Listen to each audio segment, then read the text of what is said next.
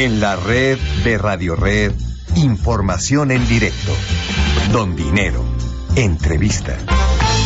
Y bueno, ya que hablamos de finanzas públicas, esta noche vamos a platicar con Humberto Panti. Él es el director senior para América Latina de Fitch Rating, porque bueno, Fitch va a realizar un seminario sobre finanzas públicas el próximo jueves 9 de junio. Se va a hablar de la deuda, se va a hablar de la administración de los gobiernos estatales y municipales, un tema pues relevante, un tema fundamental, un tema en donde hay grandes desafíos.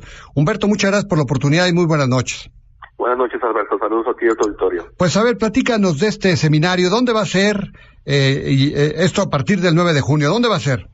Sí, mira, te comento. El nombre del seminario es Fortaleciendo la Responsabilidad Hacendaria y el Manejo de Deuda Pública. Ajá. Lo estamos programando para el próximo jueves, 9 de junio, en el Hotel Presidente Intercontinental, en la zona de Polanco, en la Ciudad de México. Ajá. ¿Y cuál es el programa, Humberto? Sí, mira, déjate platico. Como bien sabes, Alberto, el pasado 27 de abril se promulgó la Ley de Disciplina Financiera para estados y municipios y para entidades públicas. Ajá. Entonces, el motivo del seminario precisamente es hablar a detalle sobre todo lo que implica esta ley para todas las entidades a las que aplica. Estamos hablando para estados, para municipios, para empresas descentralizadas, inclusive te diría organismos autónomos como las universidades públicas.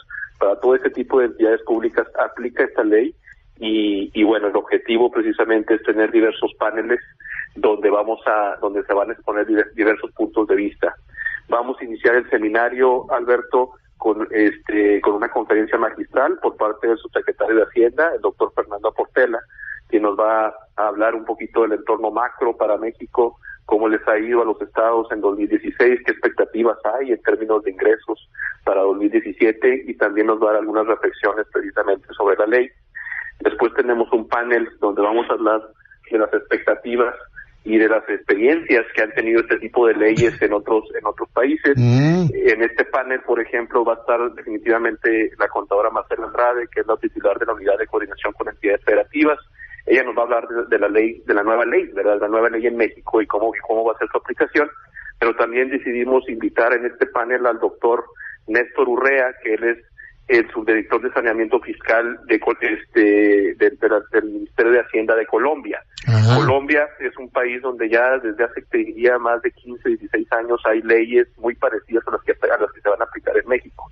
Entonces este panel precisamente trata de hablar de las experiencias que hubo en Colombia, cómo han funcionado estas leyes y las expectativas que hay para México. Uh-huh. Y después tenemos 3 paneles. Uno donde vamos a tener al presidente municipal de Pachuca, al licenciado Eleazar García Sánchez. Él es, como te decía, el presidente municipal de Pachuca y también el copresidente de la CONAM, que es este organismo que conjunta a todos los municipios de México de los diferentes partidos políticos. Y también estamos pensando que nos va a hablar también Héctor Ruiz, que es el director de finanzas del CIAPA, el organismo de agua de Guadalajara, para hablar cómo aplicaría la ley en el ámbito municipal y en el ámbito de organismos de agua. Después tenemos también un panel donde tenemos a la banca, tenemos a Ezequiel González, director de banca de gobierno de Scotiabank y miembro de la Comisión de Banca de Gobierno de la Asociación de Bancos de México, y a los 2 bancos de desarrollo. Tenemos a Juan Robles, director de negocios de bancos de gobiernos y organismos por parte de Banobras, y a Carlos Carranza del Banco de América del Norte. Bueno, pues sin desperdicio, la verdad, No, y ya te platico nada más. El último panel es secretarios de finanzas, donde tenemos a 3 secretarios. Tenemos a Edgar Amador por parte de la Ciudad de México, a Carlos Garza, secretario de Finanzas de Nuevo León, y a Héctor Pérez Partida, el secretario de Finanzas de Jalisco. Uh-huh. Las 3 entidades, como tú sabes, pues son de las más grandes en México, muy relevantes, y ellos nos van a dar su punto de vista sobre la ley. Ese sería el seminario a grandes rasgos. A grandes rasgos. Humberto, ¿para cuándo podemos ya aplicar esta nueva ley de disciplina financiera? Porque entiendo que todavía hay elementos que impedirían el que se pueda poner en marcha, ¿verdad? Sí, la ley, como tú sabes, es una ley que abarca muchos aspectos. Desde el aspecto presupuestal, establece la necesidad de las entidades de hacer proyecciones financieras, controles de deuda, sistema de alertas, deuda estatal garantizada. Hay varios aspectos. Te diría que hay aspectos que inclusive ya son aplicables desde que se promulgó la ley el 27 de abril.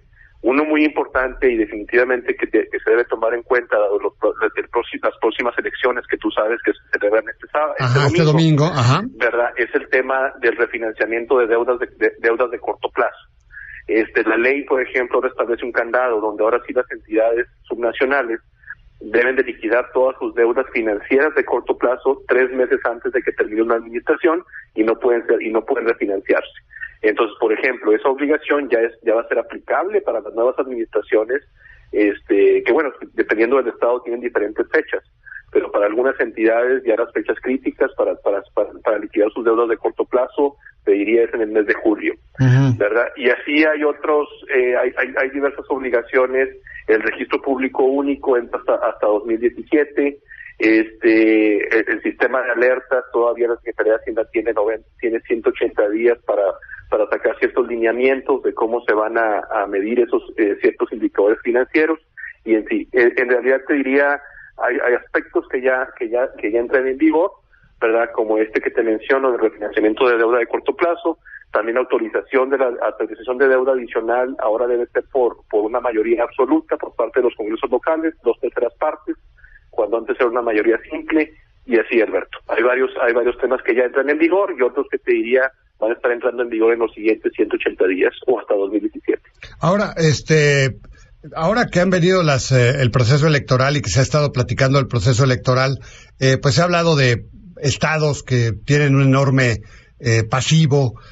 Muchos de los estados que van a estar en proceso electoral, pues como que las finanzas públicas pues no han sido su fortaleza. ¿Cómo ves tú este panorama, Humberto? Ustedes que le conocen ahí en Fitch estos temas tan sofisticados.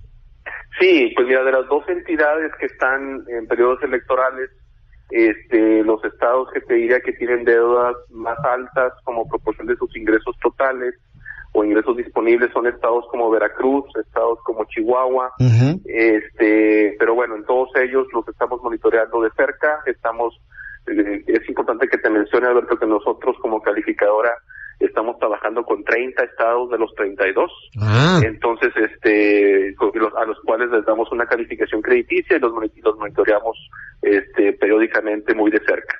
Entonces, en todos ellos, te diría, estamos muy atentos, estamos preguntándoles cómo van con sus temas de liquidación de créditos de corto plazo. Algunos tienen algunos planes de refinanciar su deuda de corto plazo por deuda de largo plazo, pero para poder hacer esto tiene que haber una justificación en que los recursos se hayan utilizado para inversión pública productiva.